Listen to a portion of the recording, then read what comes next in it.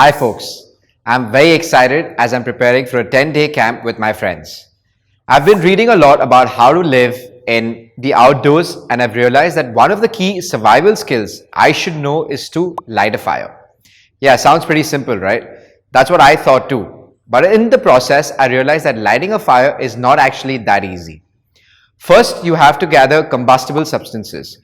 Combustible substances are substances that will ignite when you light them. They are called fuels and can produce flame, heat, and light. To set up a campfire, you can use either logs of wood or kerosene as a combustible substance. A combustible substance will catch fire only when it is provided with the correct amount of heat. In a campfire, this can be done by lighting a small fire first using small twigs and leaves, which can then be used to light the logs of the campfire. You have to set up the fire in an open space so it gets sufficient amount of air. We often think that air will put out the fire. That does not happen. However, a fire can only burn in the presence of oxygen that is present in the air.